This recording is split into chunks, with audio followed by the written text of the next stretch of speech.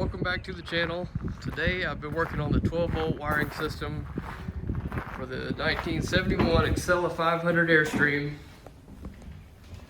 You can see this is where I'm going to mount the panel and potentially put the battery.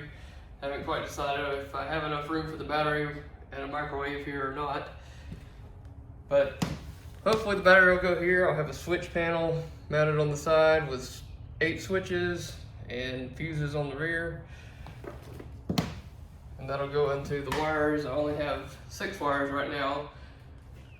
I haven't found a need for number 7 and 8 yet, but the way I'm doing it is just with 16 gauge speaker wire run up adjacent to all the regular 120 volt wire and through the ceiling to wherever it needs to go. So I have basically 3 different zones, one for the bedroom, one for the midsection, and one for the front.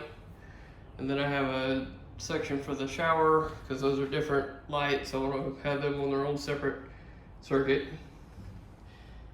And one for the toilet room, which is tied into the midsection, but the toilet room will have its own individual switch on the wall. So the way that'll work is you flip on the switch over here at the panel, and then if you want to turn on or off the toilet room light individually, you'll have a second switch on the wall. So the midsection lights will have to be on all the time, which they would need to be on anyway to be able to see to go to the bathroom.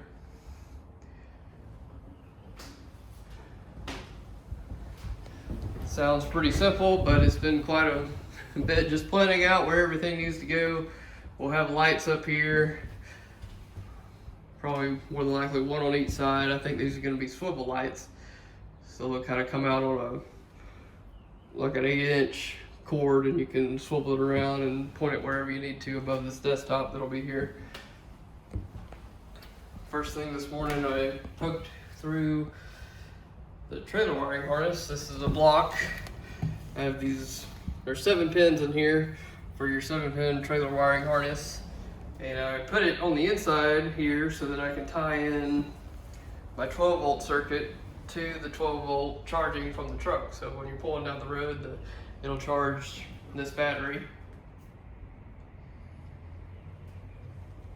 I'll have a circuit for spotlights on the outside. This is actually just an amber, I guess you could say, running light. And then there's one in the rear where we're gonna have a little bit brighter light. It'll be an LED. It goes right here. We noticed that there were 2 holes here anyway, so we thought that would be a good place to put a light, so that if you ever have your awning out, you can flip a light on. And this is also the bedroom, so if you were camping somewhere and heard something outside, you could flip a light on and be able to see out the windows in the dark.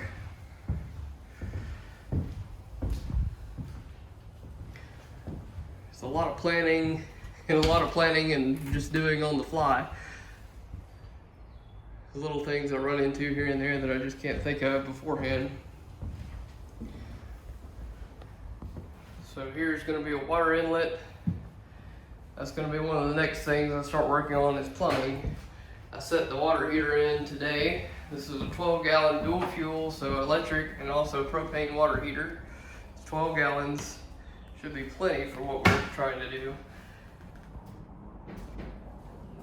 I got to figure out this wiring. I think it's pretty straightforward. It's just a matter of having a couple 12-volt hookups. I think that's a ground, and then that goes to the control board, and then you have a regular 120-volt AC hookup right there, and then hot and cold in and out there. So here, as you've seen in a previous video, underneath the floor in this section, just in front of the axles, will be the freshwater tank. So I'm planning to have a city water tank or city water connection, and also being able to pull water out of the tank and be able to switch between the two. And so I got to run plumbing underneath to the water heater, and then all my fixtures. I'll have 2 sinks, one in the toilet room, one here below this window, and then to the shower. I don't think the refrigerator has an ice maker, but I'll check on that and it's an apartment size, so I doubt it. And that should do it for the water. So all that's coming up pretty quick here. Once I get all the plumbing in, I'll seal everything. All these rivets need a coat of sealer just to make sure we don't have any future leaks before I put insulation in, and then put in the white aluminum that we're going to do the inside with. So the center track is going to be wood, just to kind of break it up and keep it from looking like a doctor's office in here.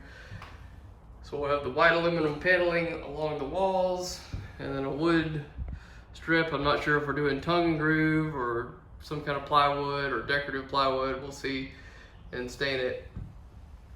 And then if you ever do have any electrical issues, you'll know where to look. It's very simple. All of the wiring is running down the center.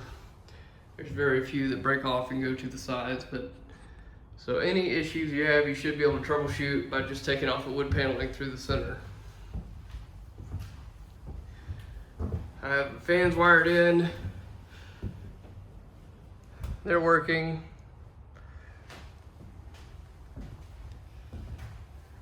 It is coming along. It's just one of those things.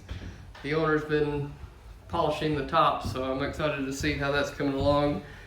I think she's through the first phase of the coarse grit stuff, and she just started the middle grade stuff today, and then we'll have fine and super fine after that. So the roof is just about polished so that I can mount the AC unit and the solar panels and get that wiring done while I'm doing wiring. And then she'll move on to the sides and get everything polished up. Definitely coming along slowly but surely. It's a project, no doubt. Everything in here is custom, like I've been saying.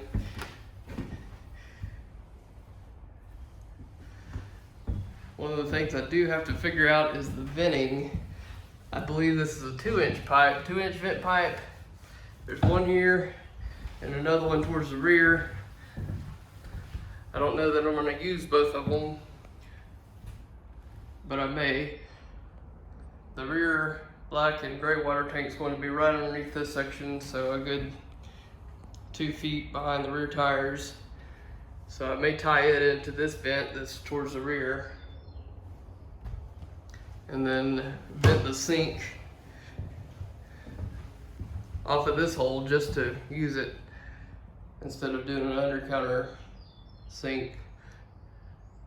I'd like to prevent from capping off as much as I can on the outside to keep it looking original, and of course fill up all the holes.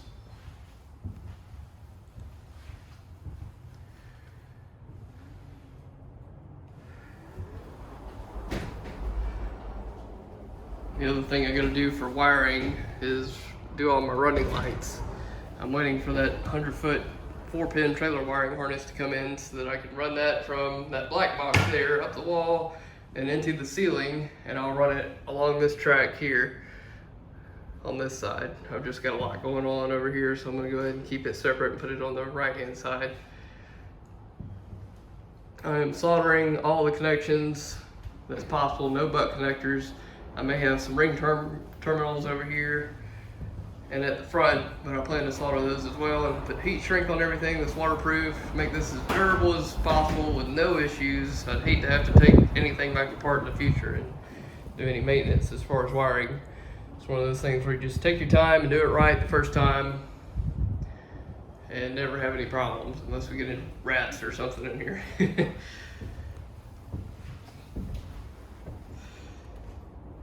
So there's 3 lights in the rear here for running lights, 3 in the front, and I believe 3 along each side. And then I'll tie into the tail lights, my tag light, and I believe that's pretty much it for wiring, especially on the 12-volt side. It's one of those things that just seems daunting. It's one of those deals where you just got to take your time, make sure you don't forget anything, and as you go, it's not as bad as it seems. It's pretty windy today, so you hear the door smacking up against the side. I'm trying to use a ratchet strap and keep it held down tight.